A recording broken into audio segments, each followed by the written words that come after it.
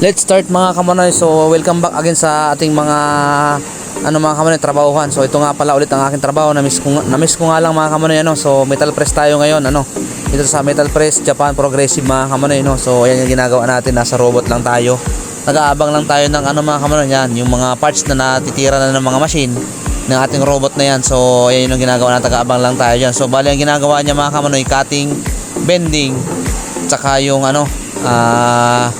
ayan yung butas mga kamanoy, yan yung ginagawa niya. Pagdating sa akin, ayan, may tupa na sa gilid, tapos nagawa na yung butas niya. Bali, yan pala yung first process ng natin ng progressive machine mga kamanoy So, yan yung dahil na-miss ko nga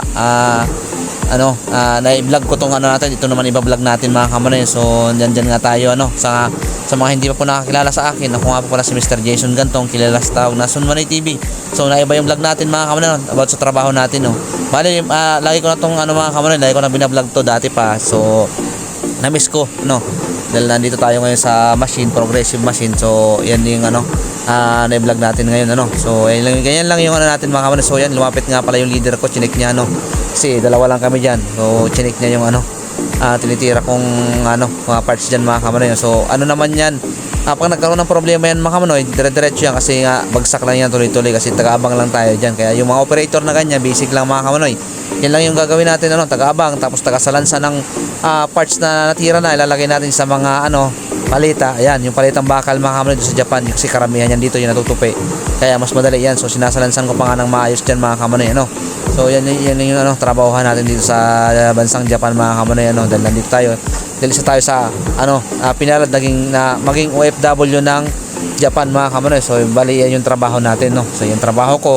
na bilang press machine operator, dyan mga ganito press robot operation progressive mga kamanoy. So yan, ito mo, naabang-abang lang ako, naantay ko lang siyang malaglag sa habang patingin-tingin tayo sa vlog natin mga kamanoy So syempre dahil nga malamig yan, nakabalot tayo kaya okay naman na dyan mga kamanoy. Sa mga pwede naman na hindi kami magmask, pero nagmask ko dyan pa sa protection sa lamig yan mga kamanoy Ayan, so abang lang tayo sa mga trabahuhan. Yun yung natin yun yung trabaho ko dito. So ayan na, nagsabi na yung leader ko na tapos na mga kamanoy So hanggang dyan lang yung namin, pinapano niya na tapos na daw yan. Hanggang dyan lang yung counter na pinatira. So ito na yung gagawin ko sasalansan na naman natin dyan mga kamanoy. Pinakita ko yung parts, mamaya papakita ko yung parts naman na sa may bandang huli Yan, inuha na nga yung mga scrap ng leader ko doon, tinapon na kasi nga tapos na yan mga kamanoy So yan lang yung dalawahan lang kami So ito na yung gagawin natin mga kamanoy, gawa na tayong report kasi susulat ko yan, pati yung yung papel na report doon sa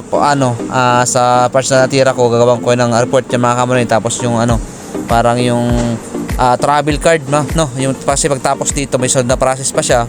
Kaya ayan, gagawa ko, nagsusulat nga ako dyan mga kamanoy sinusulatan ko, tapos tinatanong ko sa kanya kung magkano, ilang quantity ang gagawin natin isusulat. So ayan, nandyan ngayon, tinanong ko sa kanya mga kamanoy So may report tayo kasi bawat sa trabaho ko na to, bawat oras may report yan mga kamanoy, oras pagkatapos mo yung trabaho bilang press machine operator, kailangan mong may report dyan, oras-oras kailangan mo ilagay i-report bawat oras, kasi yan yung report mo sa buong araw na trabaho mo bilang machine operator na metal press mga kamanoy Ayan, tapos meron pa kaming report sa papel, meron pa kaming report sa cellphone. Yan, pinipindot ko nga kasi nga yan na yun magdidiretso sa opisina na magre-report doon. Ang gagawin nilang ng mga opisina, i-click na enter na lang sila kaya yung mga trabaho ng opisina binigay na rin sa amin, kasi nga kami na nagkatrabaho niya para alam namin yung quantity, alam namin yung kung ilang oras na natapos, para sila check na lang sila mga kamanoy. So ayan mga kamanoy, tapos tayo magawa ng report. So ipapakita ko naman sa inyo. Ayan, ito nga pala yung ginamit naming machine mga kamanoy Ayan yung gamit naming machine, nasa 200 tons yan mga kamanoy yung gamit natin na yan. Ayan, parang bahay na yan, malaki dyan yun, natapos niya So yan, pinapakita ko dyan sa PDR. Dito lang ako nakaabang dyan mga kamanoy sa dulo. Kaya ayan yung machine na gumamit sa March line. So papakita ko naman sa inyo yung parts na natira na. So ayan yan mga kamanoy So ayan, kita nyo, butas lang, tapos may konting bending. Ayan yung ginagawa niya, cutting, bending, tsaka yung mga butas na malilit lang, yan ginagawa. Kasi mayroon pang yan mga kamanoy may sunod pang process yan, hindi ko na alam kasi yun lang yung first process lang yung trabaho ko dito sa bansang Japan mga kamanoy Ayan, so makikita nyo yan.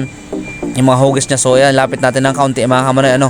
So yan yun, oh, ayan, yan yung hole niya. Di ko pa ano kasi di ko kasi na ano yung buti mas mga may paliwanag ko ng maayos yan kung yan ay ano mga kamanoy, no. Kung nagagawa ko yung mga assemble niyan, yan sa mga assemble na sinasabi natin yan, hindi ko na nakita yung assemble niya. So binibideo ko lang na yan yung ano process kasi dito mga kamanoy, kung saan yung process. Siyempre dito ako nakatoka sa first process dyan, amin yung material mga. So ayan mga kamanoy, hanggang susunod na video ulit. Maraming thank you.